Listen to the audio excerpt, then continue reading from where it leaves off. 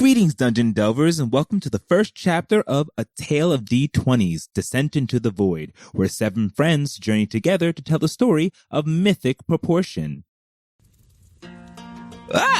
Gather round, gather round.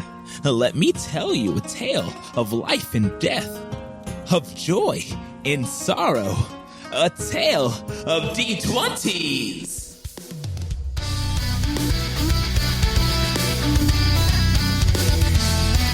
So, last time, Liberators decided to do some downtime. You saw that you were lacking in funds and money and needed to take some quests. You all had some private, personal things you wanted to take care of and do some research. Therefore, going to the Seekers Guild, you took some quests or some notes, some quests, as well as turned in some items to raise your rank with the Seekers. So you have access to different levels and different information and etc. You all were granted the ability, with the exception of the new member, Manako, who had joined, who was supposed to be your guide for now in Shiverin. She was a priestess from the Temple of Nyx who tended to the crystals that grew there and was tasked by the Daimyo Kaijin, who was the leader of the Demon Dancers, to join you and show you around. So for now, she then decided to join the Seekers, well, getting the rank of Gold. But she did not qualify for the next level, which you all have, which is to get up to Electrum level Seekers, since you have traded in items to get there. So, scheduling your test to get to the next level for the next day, you all had left and decided to do some shopping in town. So, following Monaco's lead, you all are making your way throughout Frostmoor to Phineas's Frozen Fractals, a magical shop, which is known as one of the best, according to Monaco anyway.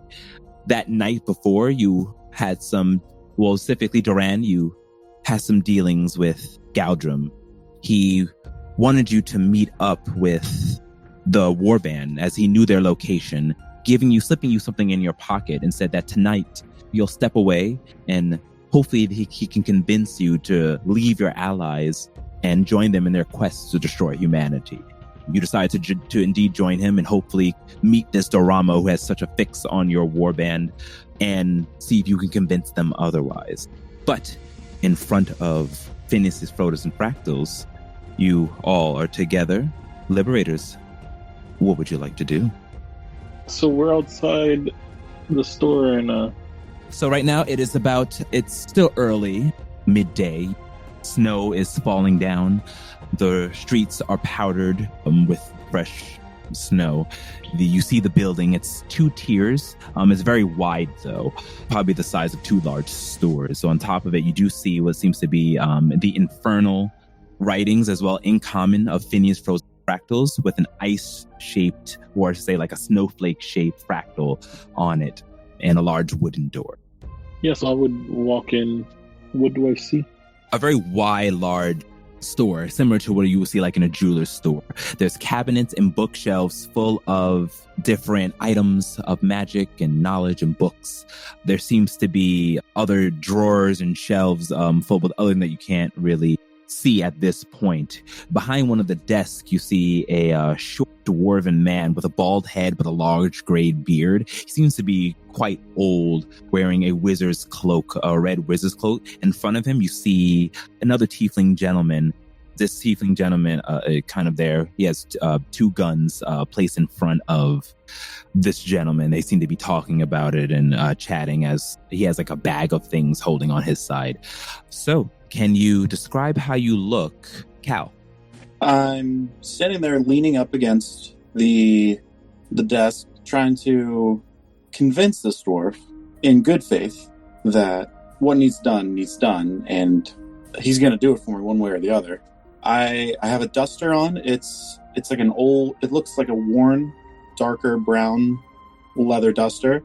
And I also have, like you had said, you can see I have the 2 pistols on the desk as well. And I have empty holsters. But you can also see that I'm wearing 2 more. They're not as special looking. From what you can see of the pistols, there's 2 on shoulder straps. And I have a dark gray complexion, 2 horns that are kind of coming out of my forehead and wrapping around. They're not tight, to the side of my head, but they are wrapping around closer to my ears at this point. And that's kind of what I look like.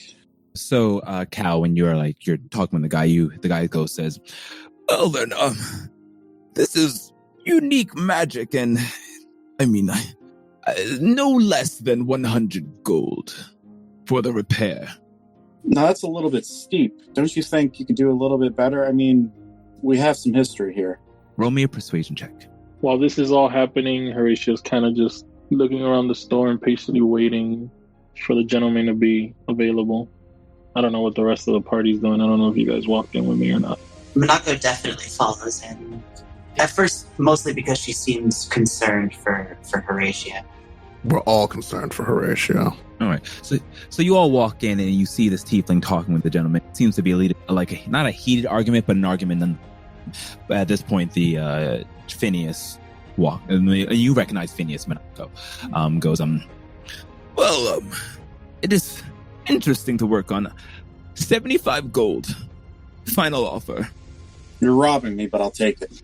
We can do this. I'm trying to get above gold today, and I'm gonna need every bit I can get. You never know what's gonna happen. And he kind of turns to you and says, well, for you are a seeker. I'm gonna go broke. 50 gold, I'll do it for you. And I'll get it done in the morning. In the morning? You're killing me here. Fine. I'll have it done tonight. But only because you're a seeker. And a gold one at that. I reach my hand out to shake in agreement. And as I do that, you can kind of see my seeker tag on the inside of my duster flash really quick. So the party would then see that I have an actual tag, and it is real. So you all witness this conversation, see that he flashes his gold seeker badge at you.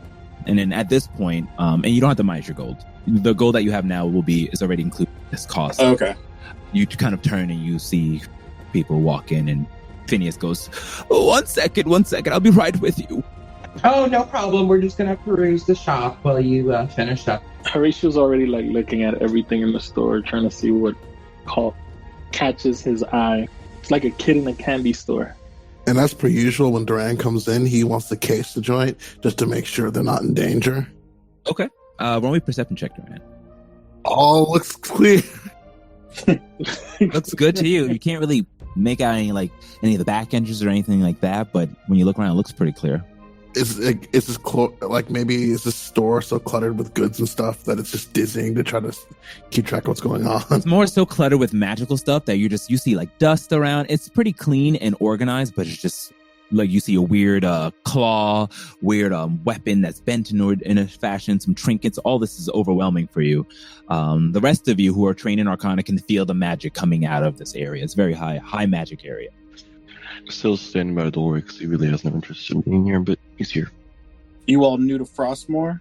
I am, and what you see is this human gentleman, kind of light brown skin, kind of like the wizard Teferi from MTG, has short, kind of brushed back hair and a 5 o'clock shadow, and just kind of wearing winter garments for this area. I think I'm wearing a wolf pelt or some shit.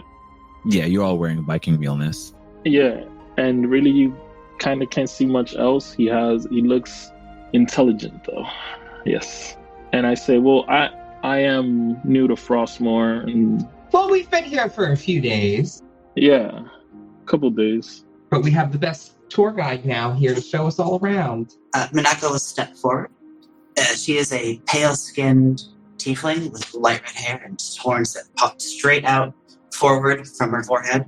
She seems to have polished them. She is wearing long sleeves. And she kind of stands up and says, "Oh, have we met? You said you're a seeker." I am indeed. I don't believe we've met, though. I thought I knew everybody in town. Well, I come to Frostmoor often for the wares, but I'm kind of a freelancer for the Demon Dancers. You work with the Demon Dancers? Well, wait. Not with the demon dancers. Strictly sometimes for. I have a couple times. Well. Oh, okay. Honorable nonetheless. And King will walk forward. He's short. He's 5 foot. He is wearing very high fashion, like fur-lined robes and sort of draping and flowing. A little more regal than the others in the group. And he is carrying a large spear that looks like it has a flower that has closed, or like an unbloomed flower at the tip of it, sort of like the head of the spear. And he carries that with him as he steps forward and says that. And he says, nice, pleasure to meet you. We are also seekers. Pleasure to meet you. What'd you say? What was your name? My friends call me King. Oh, King. Is that self-proclaimed or a given title? Given. I give a small bow. Thanks. I kind of have a, how shall we say, connection with the old ones, the old gods. Oh, do you? You might say that I do too. Interesting. That's kind of rare from what I've gathered. Usually, I don't mean to be presumptuous, but usually tieflings follow these new gods. That is rare. She says, giving you kind of like an appraising look. Well, there's reasons. Kind of have Kalemvar pushing me along to do his bidding. Do I recognize that name?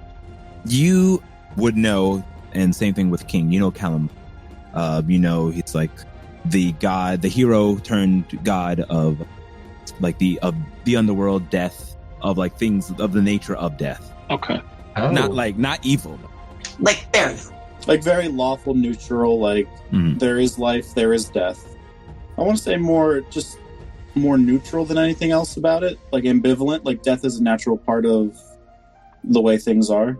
Yeah, not like death where like master of death and all stuff, like the Raven Queen, or so just like of the aspect of death, of dying and the natural order of death. Dungeon Master, would the non-magically inclined people know that as well? Roll me history checks. Religion checks. Oh, awesome. I got like Manaka, you were to know that being a priestess. And so with Syl and Duran, you would know it as well. Yeah, so you all know. Oh, I see. That's not such a ignoble path. What do you mean pulling you along? Well, I guess you could say ever since I was born, Kalemvar's kind of been guiding me, whether I liked it or not. And now I kind of work in Kalemvar's name. I go out, I search out demonic forces that are raising the undead, giving hell to the people who are innocent of such evils, and balance the scales a bit. Interesting. That is quite interesting. And where are you originally from, if you don't mind my asking? I grew up in Fia, so the capital. That must have been very nice. She says, kind of looking away and holding her arm. I had some things, but by the time I was 14, I didn't really have anybody else, so I kind of lived in the street. Oh, that's upsetting. Sorry to hear. It is what it is. I turned myself around a little bit. It seems like it. Well, what do you do now? I mean, how do you... do you have a home? Not exactly, and I'm kind of in between jobs, I guess you could say. Why? You got something of interest? She gives Horatio a kind of, like, sad look. Kind of waiting for so Horatio's kind of, like, paying attention and whatnot, notices Monaco look at him, but he's waiting for the store gentleman, the dwarf, to be ready. Cal, when you look over at it's kind of like a nostalgic memory. It's been a while, but you haven't seen Arakrokin since your time in Galeen. And you look over and see Syl. So if you can describe yourself, Syl. What he's wearing right now is not the best, as they don't really make Arakrokin clothes around here. For cold weather reasons, as I am for desert. But someone is white with a golden beak, but his white feathers are more gray than white, and his beak looks dull and chipped. He's scarred from head to toe, and his wings probably look a little bit weird to you, but they're still usable. He's definitely an old man. You look like you've been through a lot. The outside world isn't always so kind, especially as you get older in your age. I can understand that. You ever been to Galeem? Once. I heard Galeem was it was full of sand, like at a beach. And then it was hot all the time. Yeah, but there's no water. It's not really a beach, it's just a desert. Yeah, it's desert. It's no beach. It's not too different from our world then. Oh, your world? And at this moment, for the first time speaking up, but not too hard to notice, is a rather tall elven figure with kind of a lanky build who seems lean but muscular, with a very stern face and very sharp eyebrows. It looks a lot like Lubu if you ever seen her playing Dynasty Warriors. He seems oddly serious for such a calm setting. Okay. And where might you be from? I'm from the top layer. Then he scratched his chin for a second. At least I think it is the top layer. I am one of the warriors of the Valkyrie war band, and we come from the plains of the top layer. Oh, Dungeon Master, is it as plentiful or is it less plentiful than it is here in Frostmourne? It's like a wasteland. Yeah, but as a general, for the size of it, more like a wasteland. There's some oceans, but you might have seen the ocean, might not have. Like Scarlet definitely have seen the ocean there, but it's rare occurrence that people go that far. For an elf of the humble age of about around 100, he probably hasn't. Okay. Our land, the land is dry and hungry, and the people are hungrier. Wow. But I see you are a gold seeker. You must be a strong fighter, yes. He says, leaning in towards you. How tall are you, by the way? I'm about 5'11". I'm not super tall. Ooh, you're out of dateable range. Duran is a bit taller. He's like he's in the 7. He's like in the touching around 7. Oh wow, not quite as tall as you. I look up. You must be a strong fighter then, if you're a gold seeker. I do put the power of my god behind my bullets. Oh, you are a man of faith. King perks up as he looks towards you. I must admit I'm a bit of a paladin. Another holy man. It is nice to meet you. I find less and less in these lands. I think that faith is important and has a power that few realize. So it is good to see that another believer. There seem to be more demons than gods in these lands, though.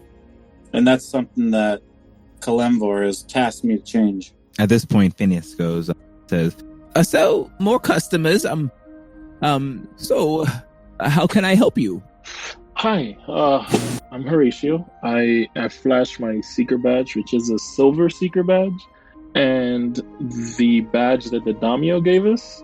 Oh, demon dancers in my establishment? Oh, no, we're not demon dancers. Well, I'm not a demon dancer. No, I think it's fair to say none of us are dancers. Yeah, we're quite close with the Daimyo.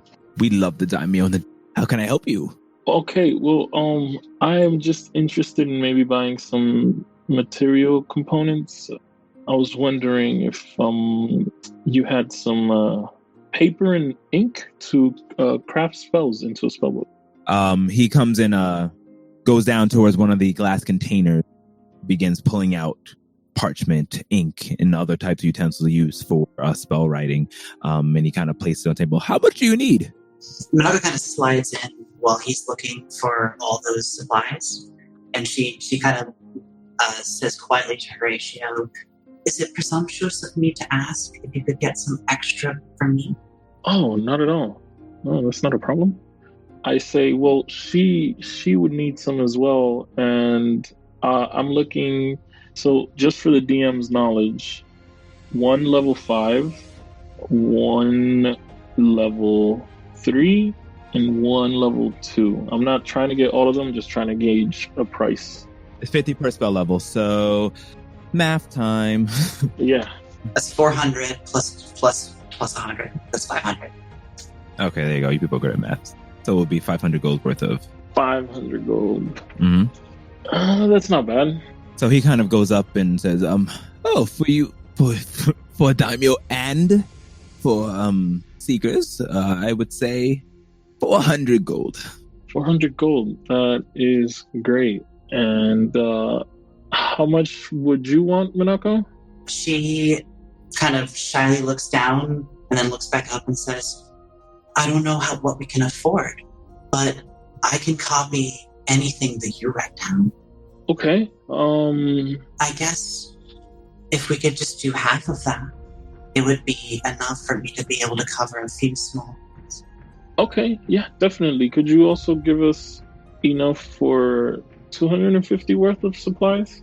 So you need for 200. He gives you about 350 instead of the 250 worth. So in total, you have 850 gold worth of items, spell crafting items, and he puts it on the table and goes, certainly. Just make sure you tell the daimyo that Phineas's Frozen Fractals is always here to help. Absolutely. Thank you so much.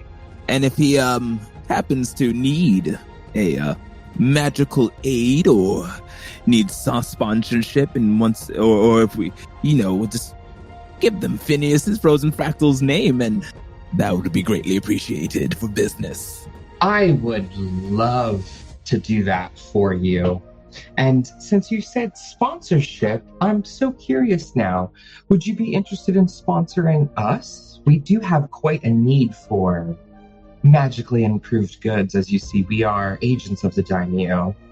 And then I'm going to take off my ruby bracelet and I'm going to put it down and I'm going to say, this ruby bracelet is something that connects us all and allows us to communicate, but it is taxing. Would you be able to possibly improve the enchantment, not only my device as well as my companions, and possibly create additional as we might need in the future? He looks over at you and, do you have your badge out or no?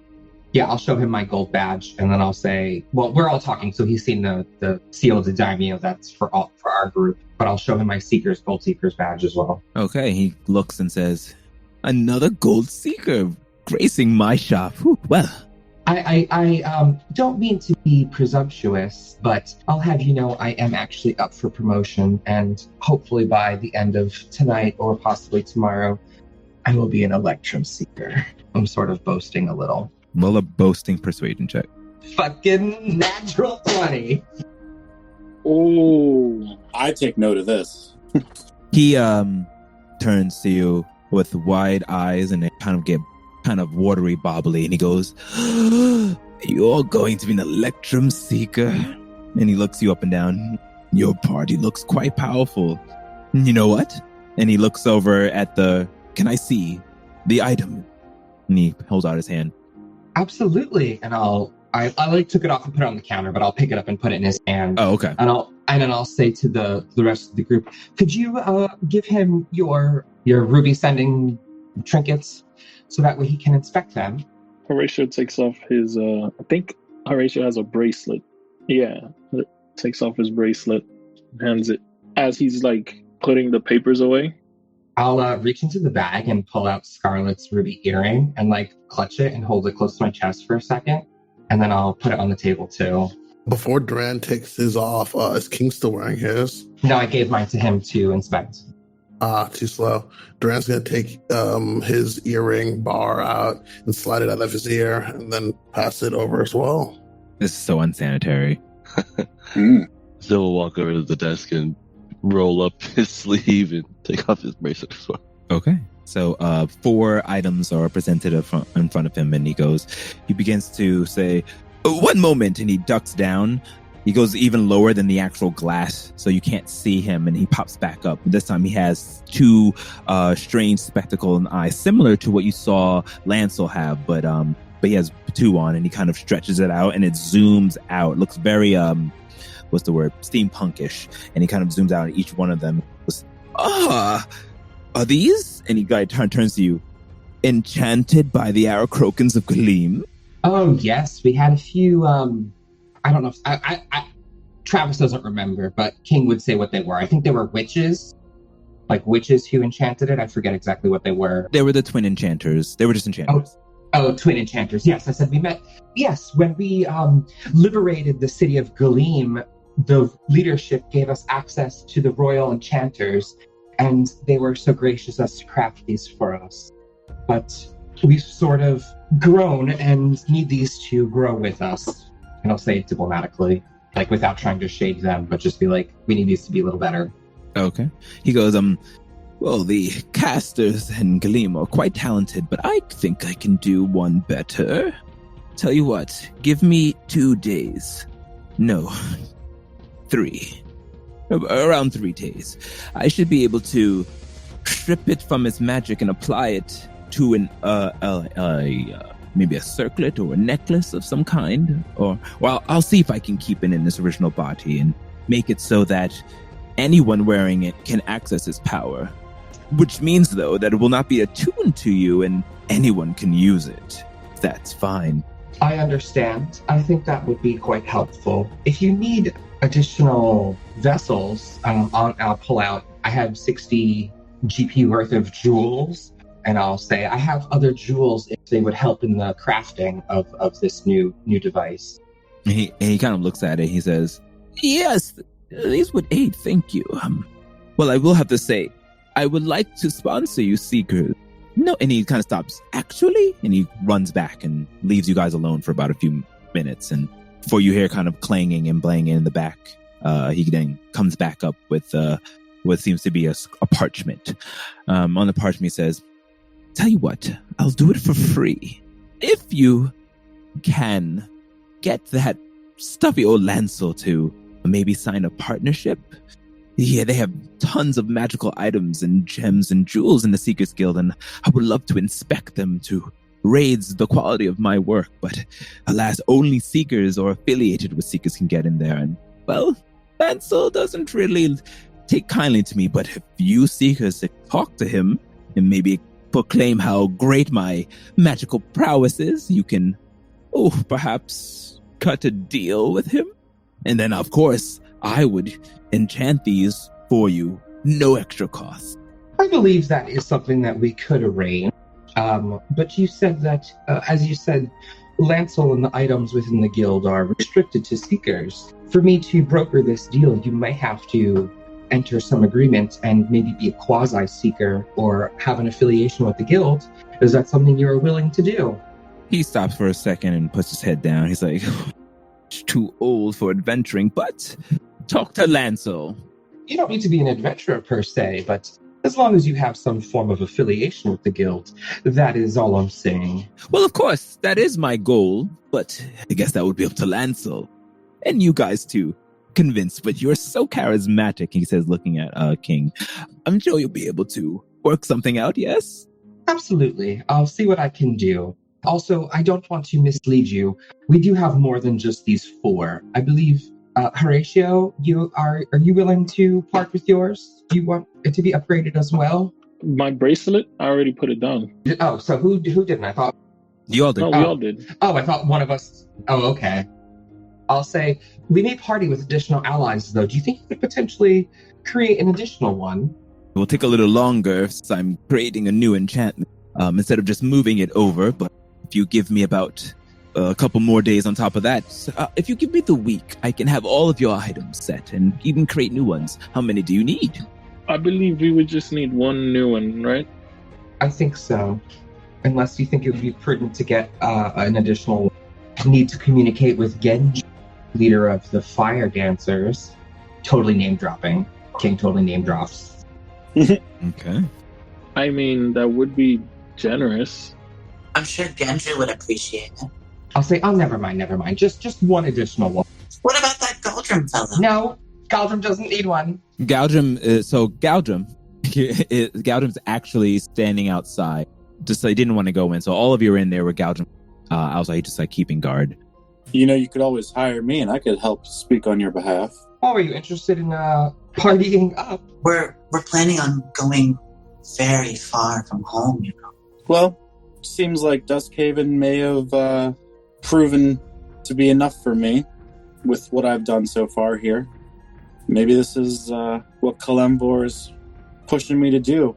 Extend justice of all things in his name. We can hire you on a tentative basis. We have to take care of some quests coming up off the Sega board. I wouldn't want you to hire me. I would want you, as I look towards the dwarf, to work under you and maybe I could help get some access to these gems you're talking about. He is a seeker after all, so it's not like he's unreputable. And as a man of faith, you seem like a good god to me. Phineas kind of turns to you. No need for me to hire anyone. Not in the business of having anyone on my team, but I could go into a business agreement with you as a seeker, where if you all, and also looks over at Cal, aid with this, I can give you the top of the crop of my wares. How's that sound? We'll just go to a little business agreement. Sounds like a sponsorship to me. And then maybe instead of you handing over a lot of your items you find in your ventures to the Seekers, you can maybe pass them my way instead. So, a little extra here. I think we could potentially do, not every item your way, but I think we could find a nice trinket or treasure for you, for sure. That is very doable, actually. Of course. We find a lot of stuff. Excellent. Well, my name is Phineas. And he kind of bows and then, like I say, and although he looks old, he looks very muscular, like a muscular dwarf. I say, Phineas, I'm Horatio. Pleasure to meet you. I too like to dabble in the arcane arts a little bit, and I was wondering if it'd be possible for me to just shadow you while you're enchanting our items. Well, it will take a few days, so... I mean, we might go on a couple of jobs here and there, but for the most part, I have free time. He kind of turns. He's like, well, I usually start the enchanting towards the evening when I close, just in case. So if you want to stop by at night, certainly you can watch. That is great. But it will be completed within a week. So I have the utmost faith in you. And he looks towards King and gives him a nod. And says, I'll get started on these, and then I'm sure you'll come back with the contract. I'll take the paper parchment and quickly scan it and then roll it up and give him a nod and say, absolutely. I'll say, this isn't the first deal I've brokered with Seekers. Yeah. And as you all remember, you did a similar dealing with the Seekers Guild in Galeem, the blacksmiths there. So it seems like par for the course from what you guys are used to. He does take all the items and says, so as we agreed, this would be 850 gold. Is that the number I gave you guys? You gave me 850 worth, but it was 750. 750 gold then. And he begins bagging everything. I take out the gold that Duran gave me, and I pay for it. Duran, before you pull it out, Duran asks Horatio, do you think that he might be able to enhance my weapon in any way? Phineas is one of the best enchanters in town. I'm sure he could. I mean, that's what we're discussing now, so I believe he can. Is there anything you're interested in? When Duran reaches behind his back, and Duran is also wearing like winter gear up, pelts, what you call warrior pelts over his shoulder, like a dead animal. It looks closer to a survivalist than something you'd wear to a winter gala like King. But he pulls from behind his back a large weapon that seems to be a pair of ornate scimitar blades joined in the center by a staff, with elven writing running across the blade and the handle. That looks like spring gala gear. Picture it being winter, though. Get rid of the cherry blossom. Okay, winter colors. I got this. Duran puts forward Firethorn. He turns to the clerk. He says, I've seen the other the demon dancers, using weapons against demons that cut more effectively than my blade.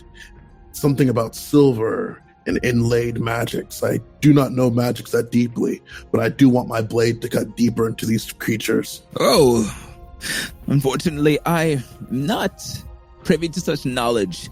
If you want to be able to do more damage to demons like the demon dancers and you have the badge, I would probably talk to the daimyo.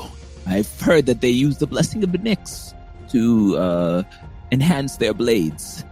I mean, if you're so close to be able to get a badge from him, maybe he'll do the same for you. If you want me to just normally enchant it, I can, but I would need the weapon if I'm already working on this, I'll probably need your weapon for another few more days, so a week and a half for everything. No, that is okay, Duran says, putting the weapon back. Yeah, like I was about to say, yeah, we kind of got a couple tests coming up, so we're probably going to need that. Thank you for everything, Phineas. No, the pleasure is mine. And he goes, he looks over to you and says, oh, and Monaco, thank you again for bringing these fine fellows to my shop. If you have anyone else or if anything else up there, the demon dancers, if Kaijin needs any aid, just be sure to give him my name. If he brings it up, I may mention that. Thank you. That's all I ask. Well, if that's all, I'm just going to step back and start beginning work. And he scoops up all the senders, so you have minus your sender, so you can no longer speak to each other for the time being. He takes it and begins to walk away if no one stops him. Thank you so much, Phineas. I really appreciate everything that you're doing for us. And he turns and says, oh, and sir, turning towards Cal, your weapons will be completed tonight. I can have them prepared. So just stop by in about 4 or 5 hours, and I'll have them ready for you. So right now you're minus your 2 special ones, and you just have the normal. Okay. Thanks, Phineas. I know you're good for it, and you know I'm good for it, and I'll try to see what I can do in helping this very gracious party with your contract. Thank you. And he begins like off into the back. After he leaves, King will turn towards the group, and he'll have this grin, and he's like, oh, I'm so excited. I'm so glad that we were able to enhance those. That is very, very smart thinking. I didn't even think of that. Good job. All thing I'm worried about now is one of us gets captured or someone loses theirs. It's going to have a straight network to our inner talks. That was the other thing I was just going to say. It's a high risk, high reward, but I think that it's worth it. Horatio looks a little giddy and happy, like I'm going to get to copy some new spells today. And then he goes, oh, Monaco. And then he pulls out 350 gold's worth of paper and ink and hands it to Monaco. Like, here, these are yours. Is it cool if Duran takes that ring of spell storing? I was just looking at that, but I guess you could use it. You're already caster. You have that. I know. No, we had agreed that we were going to give it to one of them and cast. One of the melee people and cast something in it. So right now, this entire orchestra probably took half an hour. So it's 12:30, 1 o'clock in the morning, afternoon, sorry. Although outside always looks like dusk. But your internal clocks scream that it's 1 in the afternoon. My meeting's at, 10:30 or 11:30? I can't remember. Your meeting was at around 11:30. Midnight, really, is when you were supposed to meet with Podrick. Got it. Did we say that we were going to do the test today, or is that tomorrow? Tomorrow morning is when the test. Oh, okay. So just kind of downtime. So what time is it right now again? I'm sorry. 1 p.m. 1 p.m. Yeah, so we want to hit the blacksmith. I know a perfect one to take us to. Come on, follow me. As we leave, I'm going to shout again. Thanks again. We're leaving. Bye.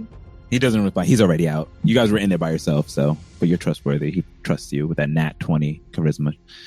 So you guys leave the area. Snow is still falling down onto Frostmoor. And as you kind of walk down the steps, you see the footprints. The footprints slowly disappear over time. It's pretty busy, but like I said, very orderly. You follow the signs, but following Monaco does not take you long to get there because you have her with you. Horatio, you're memorizing the pathway, so you have all the same exact knowledge that she has with your keen mind. Before turning down a couple alleyways, going through and taking shortcuts, you manage to walk in front of a store that it just says it's a blacksmith store. And then it looks like to be a small shop, half the size of Phineas's Frozen Fractals. And as you kind of go open the door in there, a rush of heat goes over all of you. You just see standing in front of a forge, another dwarven man, much more slender and younger, with a red beard and red hair that's the beard is braided into a pony, pigtail braids. He's in a blacksmith outfit, hammering away. He's all right then. I'll be right with you 1 moment. And he finishes his last few final clangs before walking up. And he kind of takes off his gloves and takes off his goggles and walks up to you all and says, all right then, welcome. How can I help you? You need what you're looking for? Does this guy handle anything for the demon dancers or for the daimyo? No, he's just a normal blacksmith. From what you know, he's just a normal blacksmith. Like a good blacksmith. Demon dancers, they smith their own stuff. They have their own smithing inside the Temple of Nyx. This is for everyone else. Hello there. We are adventurers, seekers, and agents of the daimyo. And then I'll quickly not even quickly. I'll show the Gold Seeker's badge as well as the seal of the daimyo that was given to us. And I'll say, we wish to potentially utilize this magical or unique ore we found, but we don't know what its properties or usefulness. Potentially something can be crafted with it. And then I'll lay down the portable hull, and then I'll jump in and disappear for a second, and then jump back out and gasp for air quickly, and then give him like a handful of these. I don't actually know I forget what they look like. They look like copper ore, but they're definitely not copper. Yeah, and so I'll like shiny copper ore. Like I'll give him a like a few chunks of it, like 2 or 3 pounds of these ores, to say, do you think that these are useful? He kind of grabs it from you and says, all right, then let's take a look at this. Interesting metalwork. I've never seen it before. Where'd you get this? We actually found this on... I'll look towards Selmith and say, did we find this in Gulim, or was this in... No, this was after Gulim. Okay, thanks, Horatio. We found this traveling. I thought it was in the dungeon between. Yeah, we'll say here and Gulim. Yeah, we said we found these in the dungeon beneath the land of the fallen star. And he kind of turns and says, oh, that's interesting then. In the dungeon, so it's from another world. Well, I don't know much of it, but I can work on it, especially for seekers and agents from the daimyo. Feel like I can look pretty special. What are you looking to have? I can fashion a weapon out of it. You have enough ore? I look towards Duran and Selmith and the other actual fighters of the group. Selmith will take out his very simple battle axe, because his warhammer does not need help. And he'll say, just this battle axe, something similar, it would be great. He's like, I could fashion one of these if you have enough ore. Need about a couple thousand ore for and a battle axe, though. If of this size, if they're around this size. Couple thousand, you said. If I notice that King is gonna hop in the hole again, I say, King, you do know I can breathe in there, right? You can breathe in there? And I show him the necklace. Oh, I forgot about that. Oh, so please, go right ahead, then. Don't be reckless. Don't forget about the necklace. Minako looks inside and says, it looks like someone was living in there. I mean, there's just a table and chairs. No one actually lived in there. It's. That's more of a study now. I'll be right back. And I go in and I want to gather 1,000 worth of ore. But keep in mind that Horatio is extremely weak.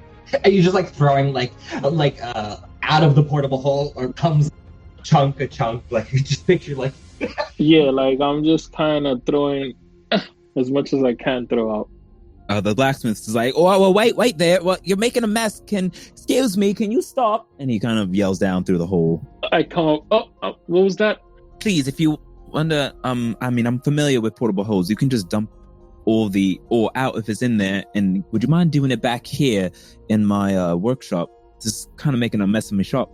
Absolutely. Guys, can someone carry the portable hole there? And Horatio digs back down into it. I'll roll it up and move it over there. King's a little jealous, or not jealous. He's a little protective of the portable, because it was Scarlet's. He's protective of it. Jealously safeguards it. Yeah, safeguards it, exactly. So he'll roll up the hole and walk back in the back of the shop, and then unroll it again, and I'll stick my head in and first shove my hand in and give him the thumbs up. So go ahead, do it again. And the blacksmith goes and pulls up all the other ore that you kind of already tossed out and begins walking back. The rest of you going back, or you're just going to stay there? So, out of character, are we good? Yeah, absolutely. For using this for the weapons, or do you want to give it to the Seekers? We're only using 1,000. We have 3,900. We've been carrying it around and have not using it, so I'd rather go to something than just keep carrying it around. Yeah. Forgive me if I'm wrong, but I'm pretty sure Omar said a couple thousand. Half of your ore is going to this. I was going to say, yeah, maybe we could get 2 weapons or 2 items from the 4,000. Awesome. And Duran is also going to present Firethorn to him, and he's gonna chuckle and go, I don't know if your people's craftsmanship is anywhere near that of my people's. And if not, I understand. We are, after all, the greatest craftsmen of all the worlds. He said, showing him the double-bladed Valinor scimitar. All right, he walks up to you and says, you're an elf, eh? Oh, you think you're hot stuff? I haven't seen an elf in God knows how many years, but all of you elves think you're so good with your fancy crafting and all that. I could build anything an elf can in half the time. What, you want me to build you a weapon like that? You got more ore? I'll get you your own, and he kind of looks over it. He looks kind of like confused about it, but he's like, and he kind of shakes his head. No, I could build this for you. Even better. Impossible. I would interject. Let's see how you do with that axe first, because that one is a little complicated. Also, I'm quite curious as to know the properties of this. You think that you would uncover that in your forging and smithing it? Well, of course, that's why I need so much. You have to kind of trial, error, perform, and then build and smelt. So that's why I need about a couple thousand, but I can find out the properties and let you know what it is. I look towards the group and shrug. I'm sort of okay, I'm fine with that. Also, Sil's gonna mention King or Horatio, doesn't really matter who. And there, Sil's not exactly. Oh, I mean, I don't know if we ever handed out gold to the party, but I still only have 7 gold. So I mean, you all kept your money all together, so no one's actually dispersed the party money yet. So whoever has it has it. No, he gave me. Yeah, but now he gave it to Horatio. Yeah, no, I mean, that's not an issue. I'm pretty sure I can cover it. It's very generous. It's all our hard work, really. So, you guys hand over the couple thousand ore and end up dumping it out. Horatio, you kind of hop out of the portable hole, and he kind of you notice the kind of squaring off of this extremely short dwarf with an extremely tall elf as they're kind of eyeing each other. And he goes, well, I can certainly do anything an elf can do. So if you want, I can make you, if you give me more ore, I can try to recreate that weapon for you and make it the dwarven way, which is the better way. Ha! The real judge of how good the blade will be the enemies I fight. So what you say? You got about 3,000-4,000 ore? We got 3,000 and some change. Well, I can make you an axe and this double-bladed weapon here with this special ore, and I'll find out the properties of it. Wizard Horatio, let's put this man's skill to the test and see if he's worth his salt. All right. I mean, if you guys are cool with it, I'm cool with it as well.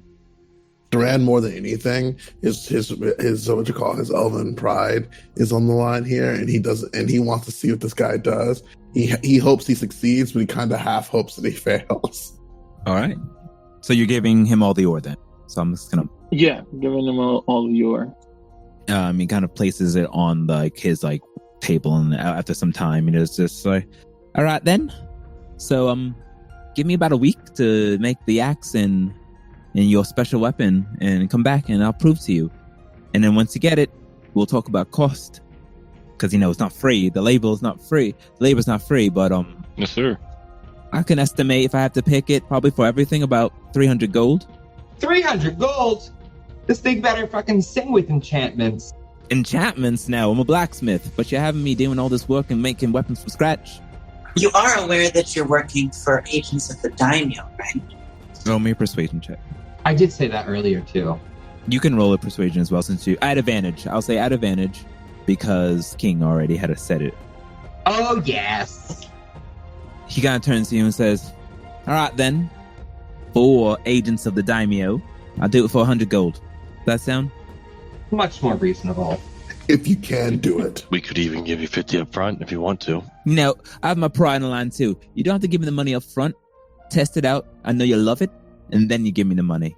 If not, then you just leave me the items. Or I smell down to bars for you and give back what you can. But right now, I have to prove to this fellow here, and he points directly at Duran, the magic and the craftsmanship of a real dwarf. Alrighty then. We shall see then. He's like, we shall, and he squares up to you, but it's like, he looks directly up at you, and you're looking directly down at him, but you're inches apart. Out of character, I get to keep my actual battle axe though, because he does not need it to mold, right? No, he doesn't need any of your items. He's just making it from scratch. Cool. Just wanted to make sure.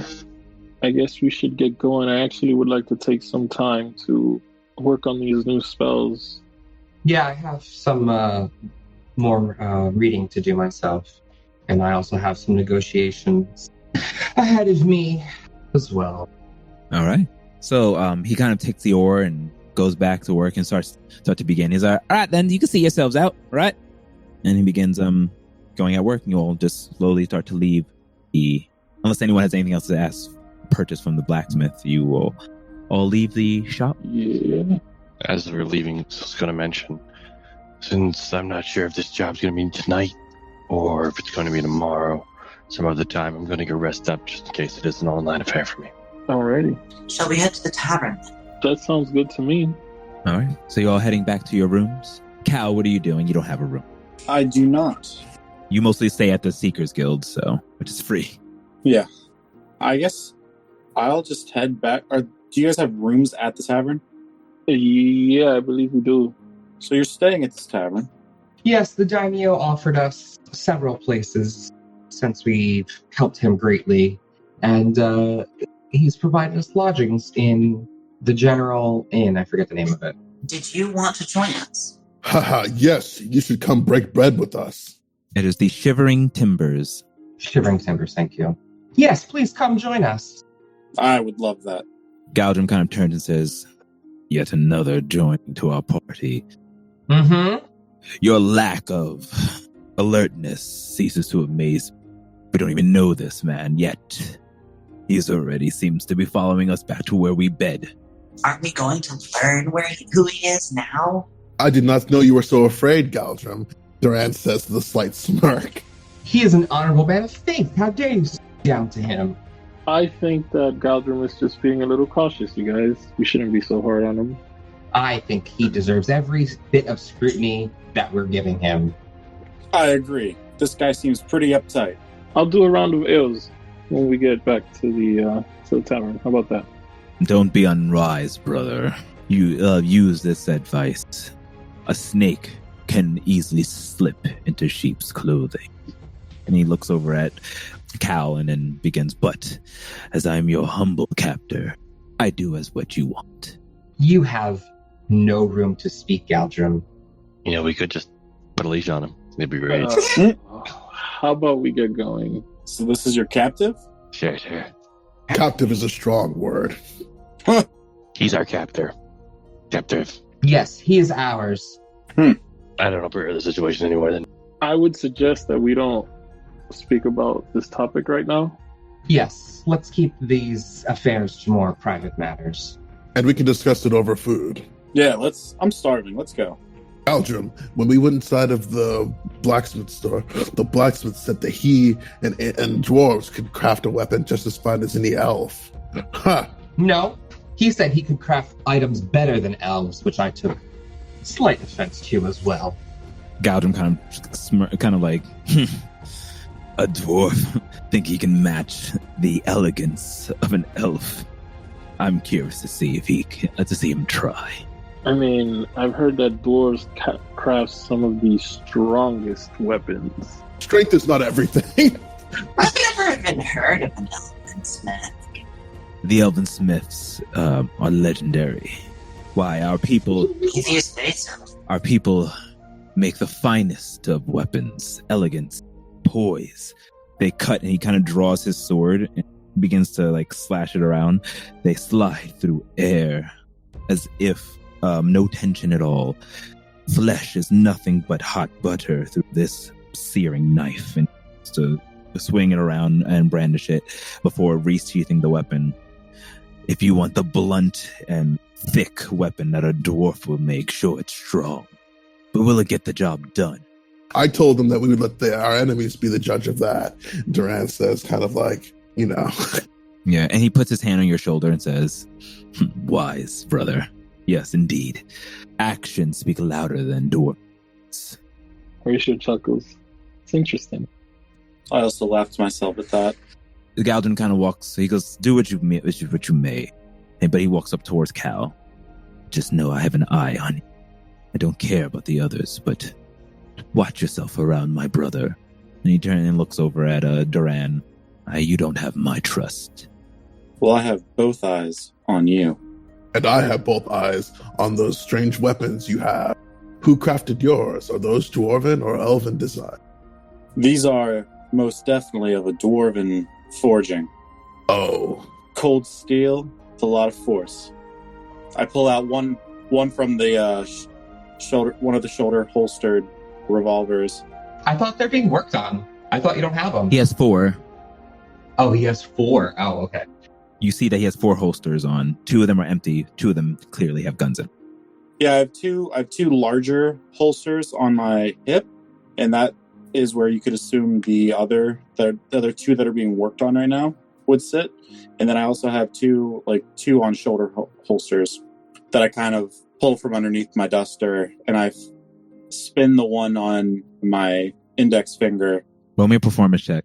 Okay. King is clearly agitated by Galdrums. Everyone can sort of see his demeanor. Oh, no. You kind of spin it. It's not the most graceful thing. You don't manage to drop it or that. But like in your way when you're trying to spin it around, show it to them, it kind of like fumbles a little bit. They get the job done regardless of how they perform dance moves. I say embarrassed, and I put it back. Duran puts his hand on his shoulder. It is fun. Galdrum, this is why it is good to trust new people, because they show us new weapons and new ways to fight. New ways for them to kill you, he says quietly, not whispering, but shortly that only Duran and I guess Cows will be next to him would hear as well. Do not mind Galdrum. He has a different way of seeing things, but he will come around soon. Minako, is there any delicacies that we could have today? I'm quite curious about some of the specialty foods that Frostmore has to offer. Oh, you mean like a restaurant? Or did you want me to cook something for you at the Shivering Timbers? At the Shivering Timbers. Well, I mean, I know that we've been dying to try your meal, so I was just curious if you had anything in mind. Oh, yes. Please let me cook for you. Of course. Do we need to stop at the market and get anything? I'm sure they'll have everything I need at that dwarf place. Well, please, let's head back, unless there's anything else we need to do, as King looks to the rest of the group. Horatio's kind of like just in his head, and he's like, oh, I just need to copy some spells over, so I'm good. Well, let us depart then. Minako, you know the way back? You know the quickest way back. Let's go. She'll show us all the quick alleyways and everything. All right, so you all start to make your way together back to the Shivering Timbers through that multi-tiered level, large building. You make your way through the doors. It's pretty busy at this point. It's around lunchtime. You see that all the tables are packed. There are some openings at the bar, and you see Podrick and Todrick. Well, you see Todrick taking orders and things like that. And you see Podrick over at the desk kind of collecting money and such. Minako will approach Todrick. Todrick is at the front, right? Podrick is at the front. Yes, Todrick is running around. Todrick is running around. Podrick, we will be staying again for lunch and later today. And I will be using your kitchen this time, if that is all. Podrick kind of stops counting his coins and goes to was like, all right then, I'm sure. Did you need some help from Todrick? Oh, only in making sure that everybody is as comfortable as possible. Oi, Todrick, come here, it's Minako and the band from the Demon Dancers. And surely these are 2 dwarves, similar size to the other dwarves you saw. They look exactly identical, except for one has great white hair, one has black hair. The one with white hair comes over and says, oh, Podrick, sorry, but just doing some work with the people. Hello, Minako. Hello, Minako's friend. What can I help you with? We will require a table and room for rest. The rooms are still available for us, yes? Right, they are. My friends will be taking their spaces here, and I will be accessing the kitchen. All right, then. And then he goes, all right, Minako, follow me. I'll lead you to the kitchen. There's plenty of room for you. And he kind of walks on over, beckoning you to follow him. She'll leave them to their own devices in the tavern. All right, so Minako, you walk back there. It's a large kitchen. There's different utensils, things like that you recognize easily because you're an accomplished cook. You see herbs, spices, any types of meat. So whatever you would like to make, you have free reign to make. So you would just have to roll for me, see how well your food tastes. Let's do a performance check. Okay. Meanwhile, the rest of you, what are you doing? Your rooms are available. There's probably a couple seats you can take if you look around. It is a large inn. Or you can head to your rooms. Up to you. Could I have my proficiency bonus, since she's proficient in cook's tools? Oh, yes. Mm-hmm. Yes, you can. For now, Horatio would find a place downstairs and just cast Mage Hand and take out his spell book and some of the items and begin copying a level 2 spell into his book. All right, you start the first hour of writing your spells, and you begin. So I'll let you know how much time passes. Monaco with that nat 20 again. The meal that you complete before you is a beautiful meal, whatever you would like. A fish dish, food dish, rice dish is up to you. Yeah, it's a fish and rice dish with a side of vegetables, and she even went the extra mile to create a bit of a granola and trail mix sort of thing as requested by Silm earlier. It's beautifully plated. You plate it perfectly. The fish is perfectly seared, marinated. The items that they had to work with here were immaculate. You could tell this is a very popular place for dining as well as staying the night, since it is an inn. You make enough for all of your allies and then some. You have a little extra. Todrick comes down and says, "Oh, Monaco, that smells quite delicious.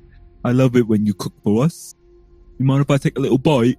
Oh, please enjoy the leftovers. I made extra. She kind of bows her head a little bit. Okay, he goes and takes a bite out of it, and immediately you see he kind of like pulls his arm in tight and like starts to like shake his head a little bit, and then like at first you're like, what's happening? He opens his eyes and it goes all wobbly.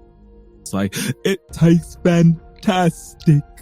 The umami is quite delicious, and it pierces your taste buds. You're quite the amazing cook, Monaco. You should open up your own restaurant. I'm afraid that I would not be able to last long in business, but thank you for your compliments. Please take this out to my friends. Certainly. And he like takes all of it out, and there's a lot of plates, but he seems to be well established in his job where he can just easily pick them all up and walk out. What are the rest of you doing? After Sill's done eating, Well, I mean, before eating. So the food hasn't been brought yet. So you're all just finding a table and eating? I'll try to gather some wine for myself. I think that I would just be trying to like make general conversation with Cal, because I don't think that I would be able to focus on my book and all time. So for the most part, you're all finding a table and sitting down there. Well, there's quite a bit of you. You'll probably have to split in between two tables, though you can find... I'm going to be like, excuse me, sorry, and I'm going to start pushing. I'll let the unsocial people sit at their own table, and I'll sit at a table. I'm starting to push the one table next to another table, but I'm weak, so it's like dragging on the floor and scraping. Okay. And making noise. So I'm like, sorry, excuse me. I'll give him a little bit of assistance.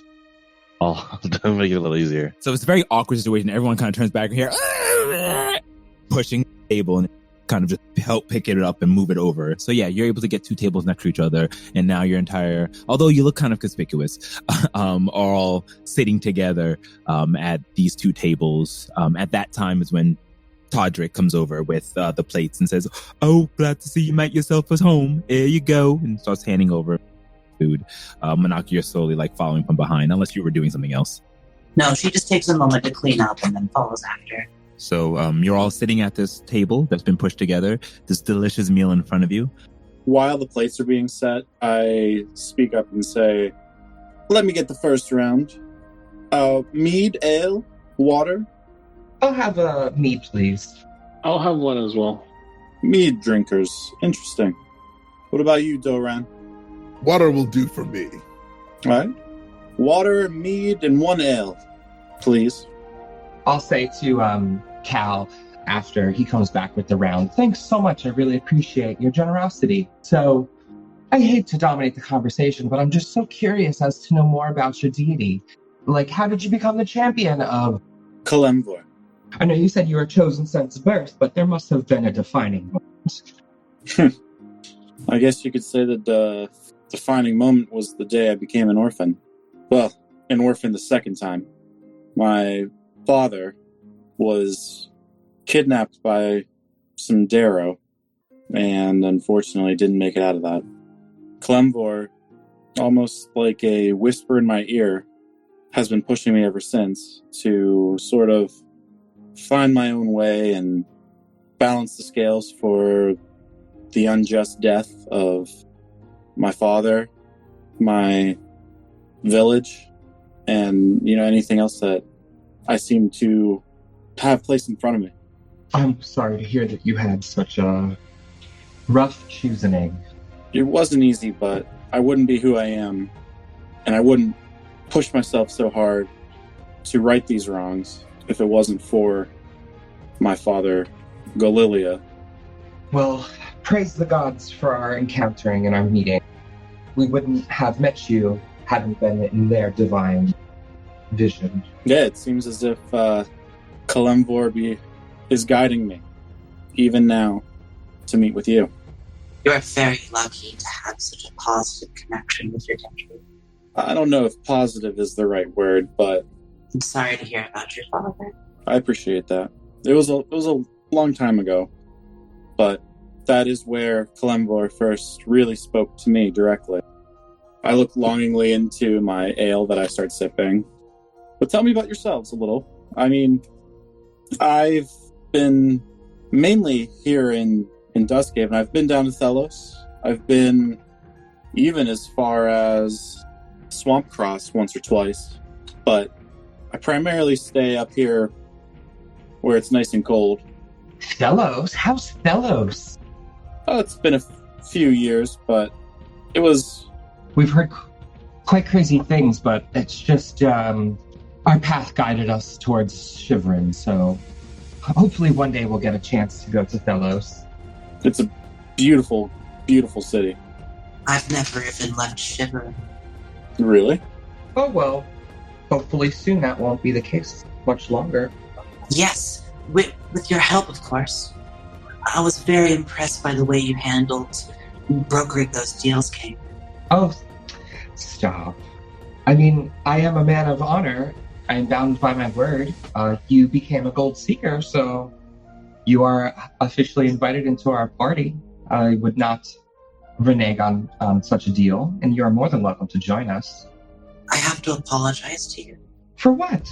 I know I lied about magic to you. I just know that I didn't want to cause any problems. I just wanted to be accepted so badly, Trust is earned, and that lie, I have to admit, does cut me, but not very deeply. And I believe in short time, I will be able to overlook it, and I think that we are destined to be great friends. She guides us, and I'll look up. Has he taken a bite yet? Oh, did our food come? I thought we were just drinking. I know your food came as well. Right? Oh, yeah. Placed it all. This food is absolutely delicious. I have never had food seasoned this way. You notice Horatio's mage hand grabs some food and feed it to him as he's working on the spell, and then suddenly he just stops and goes, "This is incredible," and picks up the food and starts eating. You even pulled Horatio away from his book. Congratulations, Minako. That's quite a feat. Not many things can do that. Minako, this food is amazing. Duran is just chowing into the food, and he's just like Goku style, eating without stopping to do anything else. Galdrim kind of takes a bite. You only ever see Galdrim eating his elven bread, but he just takes a little bit of bite of Minako's fish and places it. He puts a napkin into his mouth, places it down, looks up very stoically at Minako and say, "I've tasted the finest nectars from the most blessed of chefs in the Elven Kingdoms, and this is by far one of the greatest meals I've ever had the honor of ingesting. I appreciate the effort you place into this. Well done." And he goes to take one more bite before kind of placing his plate away. "I'm so full now." She seems pleased. And you almost for the first time ever, you see a slight smile on Galdrim's face, something none of you have seen in ever. But he quickly realizes he's smiling and goes back to his stoic look. Does Rand catch that smile? Does he see it? Roll me a perception check, everyone. Hey, he said everyone. God damn it. Damn! That's the second 2 in a row. Okay, anyone who rolled higher than a 15, because he was trying to hide it, 15 or higher, notices it. King just sort of like, Duran can see nothing through the storm of bits of rice and fish bones that are flying up in his face as he ravishes the meal in front of him. Yeah, Horatio's kind of like eating and still like looking at his books while his mage hand is writing. It's good to know that excellent food can even warm the hearts of the cold. I hope to prepare many more for you in the future. me too. All right. So you guys eating up, finishing your meals. Tadra comes by and picks up each one of your empty plates in your cups and has been refilling it as such as you've been asking. The meal's over. The place still seems to be bumping, though lots have left. More people have entered and taken seats, etc. So what else do you want to do? It's about, let's say it took you about an hour to eat this meal, about 2:00 in the afternoon. Horatio would finish out this spell, the level 2 spell. Okay. So you need 2 hours, so you have about half of your time spent on that. Yeah, so he would just stay there until he finished this spell. Okay. So you're going to remain there finishing the level 2 spell. So you can go ahead and write down you have that. So you're doing that for an hour. Anyone else doing anything? Duran's going to try to get some time to talk to King alone if he can try to. Yeah, after the meal, King will say, I need some time to study, but please feel free. I'm in room 203 if you wish to stop by and chat.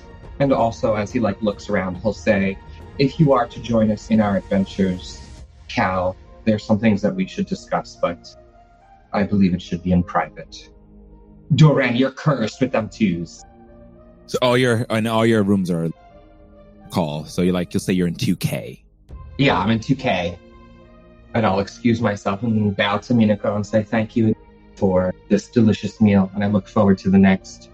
And I will be studying for a few hours in my room, but please feel free to stop by if you wish to discuss. Yeah, King, should I stop by in an hour or two, let yourself get settled? Yes, that's fine. Or if you wish to come now, you can accompany me up and we can chat before I begin.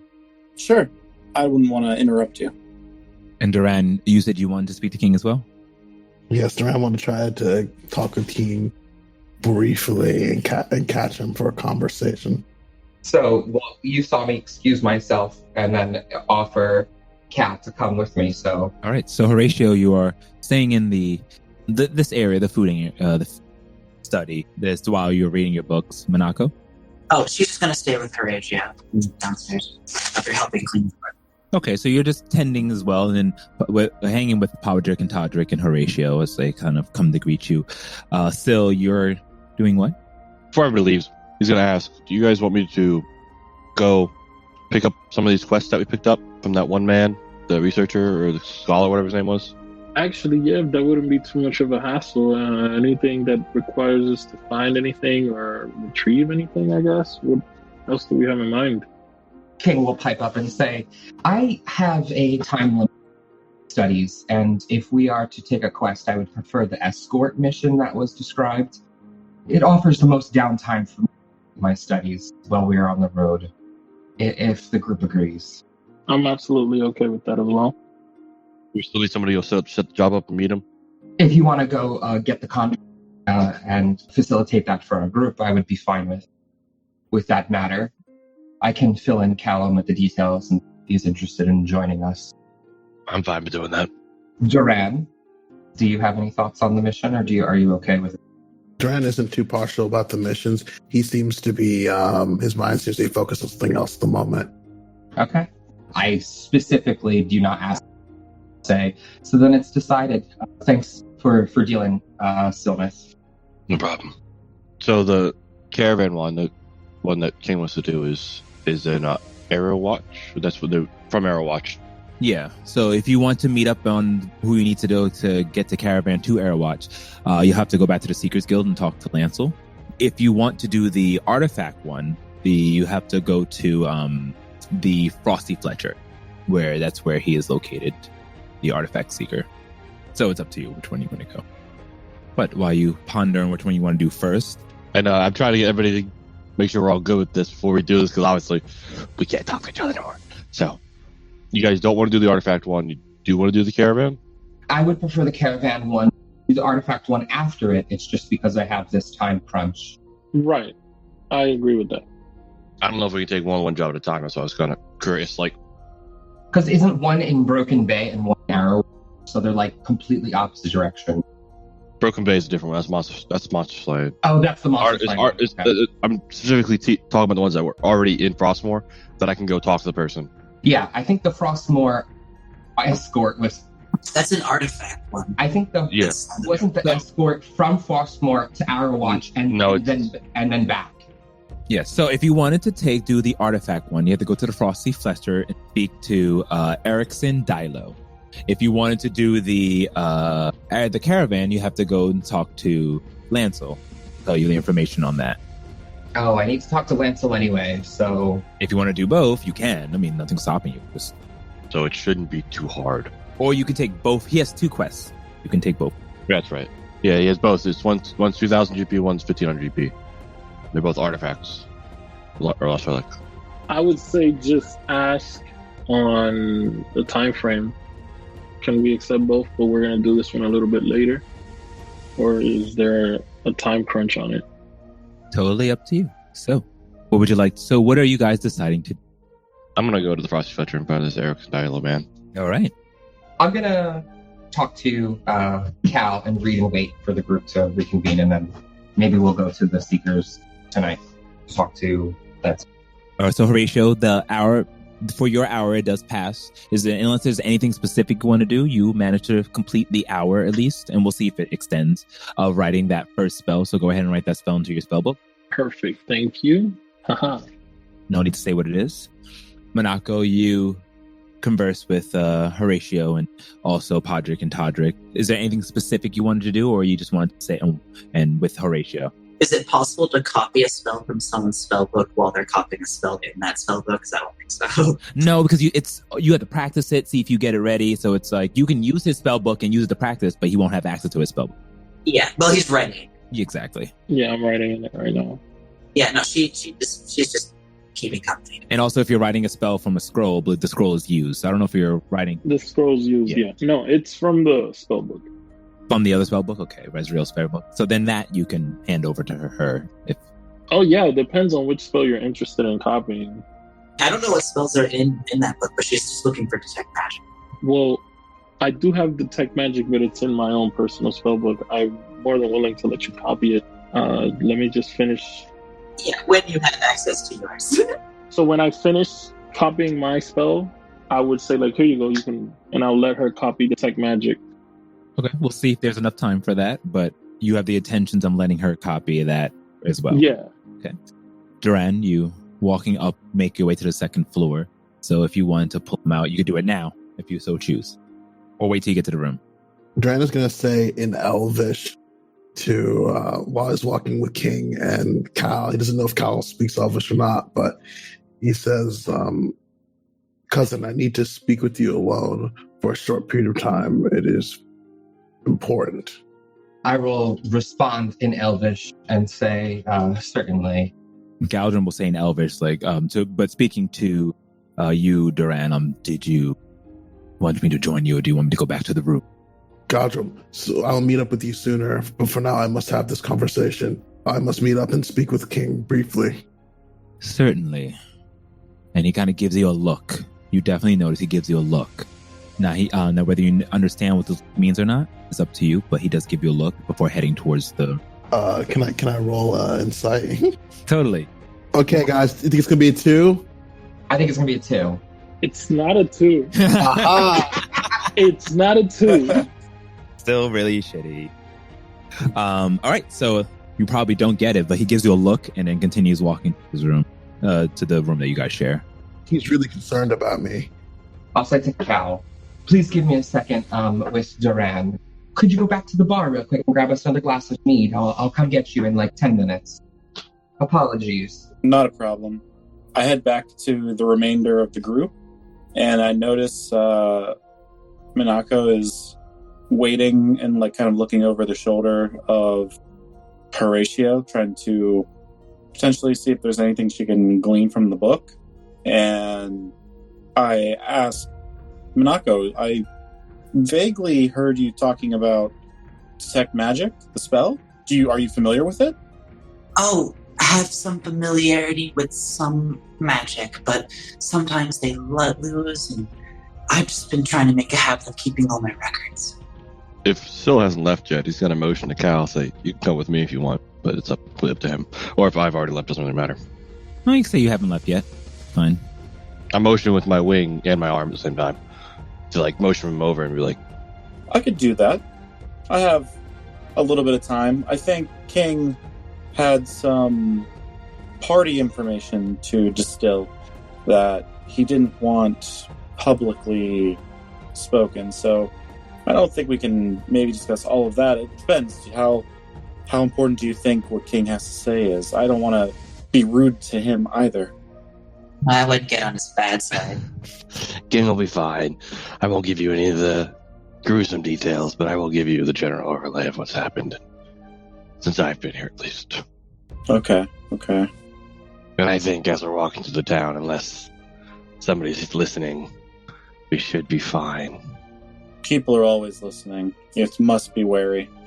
Growing up in the streets, I myself occasionally listened in on conversations I may not have supposed to have been listening to. And before we leave, I want to leave a note to Horatio and Monaco. If King comes looking for us, I took Cal with me to go look at these jobs, and we'll be back in maybe an hour or so. So this note is telling us to tell King, or is the note... So Yes. why don't you just... We've been reliant on telepathic magic for a very long time. Yeah, you guys have been so reliant on telepathic math that you just want to make sure ideas get down. So he's writing that down exactly instead of telling you. I don't want to upset King. How would you be upset? You told the dude to be down there in like 10 minutes, then he left. No, but I want to know what is written on the note. Oh, I told you it was written on the note. I said, I'm taking Cal with me, and we're going to give him the general overlay of what's happened to our party since I joined. Why we look at these jobs. All right, So fearful of King. I will deliver this, I guess. It's just a caution. I don't want people to be upset that I took somebody. Okay. Like, Horatio just doesn't know how to deal with the information that's being given to him right now.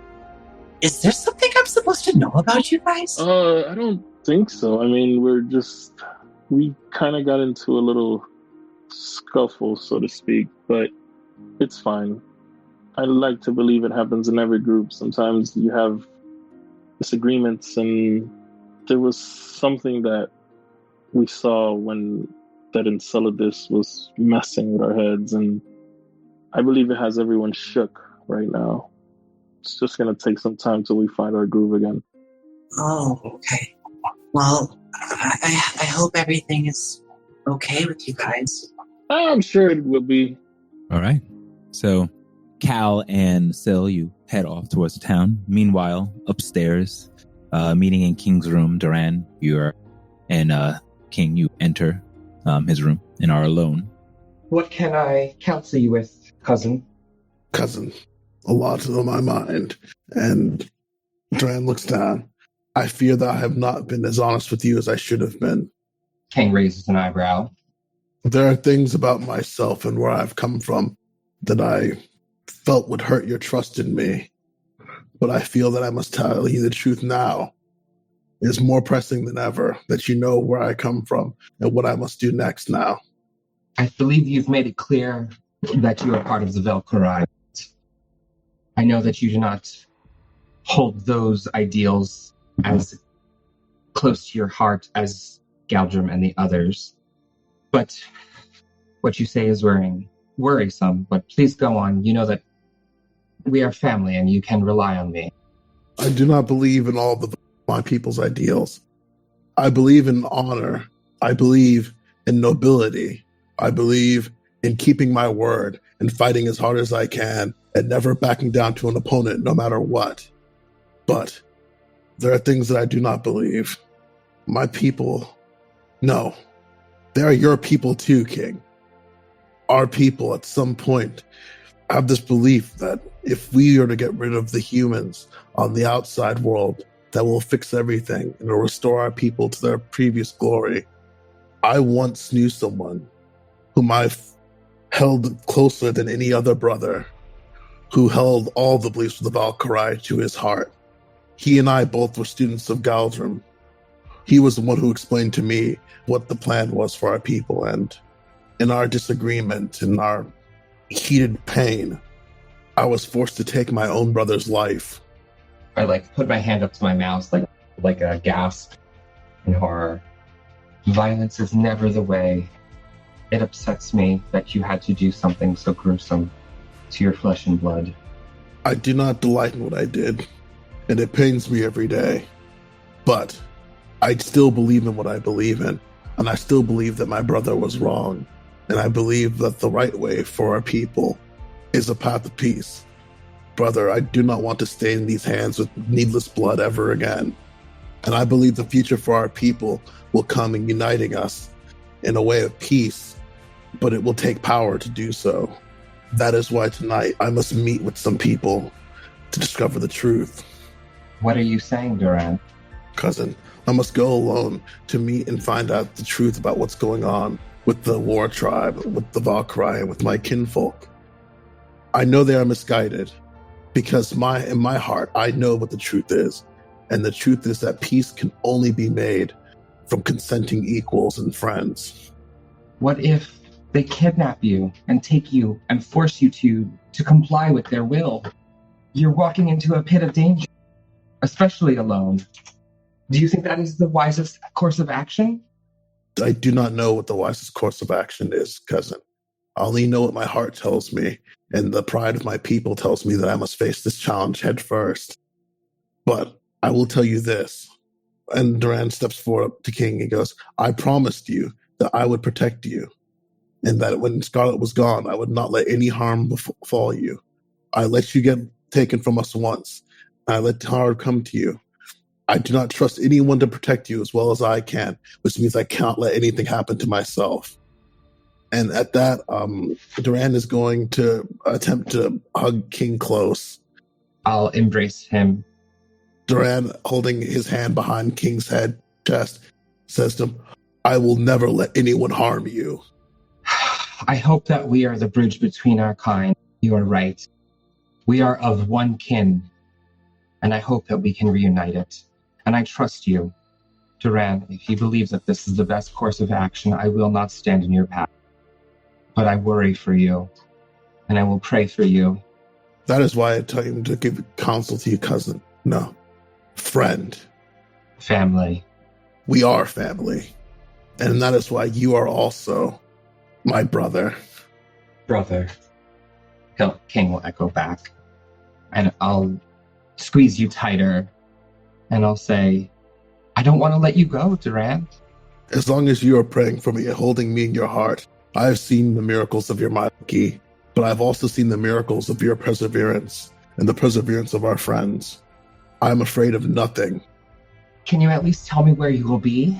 In case you do not return in the morning, we can at least try and find you. With our communication devices removed, this is even more troublesome and worrisome to me. Galdrim says there's someone I must meet. It is the person who is the one who my kin are following. And I believe if I can talk to him and understand him, I might understand what my people are going through and what they believe, and I might be able to save us. But I also know that this path might come to a point where I may have to do something dark again. I do not know if I have a soul to cleanse your sins, but as a friend, family, and brother, I will support you if it is a righteous cause and for the ultimate goal of peace. And then I'll look towards Chasufold and I'll say, becoming a leader and a ruler is hard, and making just decisions is not easy. Sometimes we must do things that hurt us, but they are for the greater good. I cannot absolve you of your sins, and at least carry the burden with you, should you have to walk down that path. I will be by your side. All right. So, anything else you want to discuss? Or I'll say, please let me know before you leave where you are going. I promise not to follow you. Duran holds King for a second, and he says, I know. I trust you, brother. Do what is right for all of us. And then I'll do the like arm clasp. What's the arm clasp thing? The forearm grab. Yeah, the forearm grab. Duran grabs the forearm and brings it to his chest and reinforces it with a full hug. Absolutely, and I will embrace. All right. So, after having your chat and your embrace, we will take a break. So let's put in the bookmark and return after this. I'm beat. Do I have to edit one more clip? I think I'm gonna die. I think I'll just rest my eyes for one. What? Huh? Wait, where am I? Hello there, Caster. Welcome to the Podverse. I'm your direct podcast augmenting device, but you can call me D-Pad. D-pad? Yes, and you have been chosen as the defender of the Podverse, a world where podcasters showcase their audio programs for the betterment of all mankind. But danger is a funcaster. The evil Dr. Cacophony hates high-quality podcasts and is trying to destroy the Podverse. But not to worry, you're equipped with an elite team of sound editors known as the Podigy. Podigy? Yes, through me you can access the Podverse's most powerful fighting force located at Podigy.co. That's Podigy.co.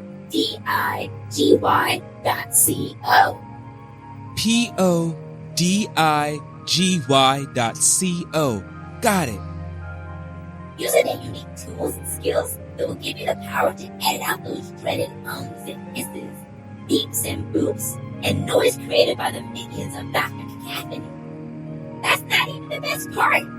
Mention the secret code phrase, a tale of D20s, and receive a huge 20% off discount the first month of editing, and $500 credit if you sign up for 3 months. You can't go facing Dr. Cacophony alone, and Podigy has multiple packages that can suit your podcasting needs. So let's go, Caster, and save the Podverse. Meanwhile, at the static zone. I, Dr. Cacophony, can hear a new podcaster has entered my podverse, and he sounds all too clear. Let's send out the umbots and muck him up a bit, shall we?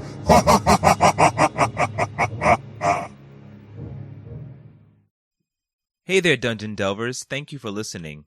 I wanted to take this time to thank our vendors, composers, and collaborators who worked so hard in bringing A Tale of D20s to life. Starting with Frank Freire, who drew the portraits for the player characters, Manuel Lapuca, who created our orchestral soundtrack, Kyle Misko, who created our main theme, night theme, and mystical theme, Christian Yuki, who created our heavy metal theme songs, Jan Rosa, for letting us use their soundtrack Continuum, and Dave Chappell for letting us use his End of Silence, A World of Color soundtrack.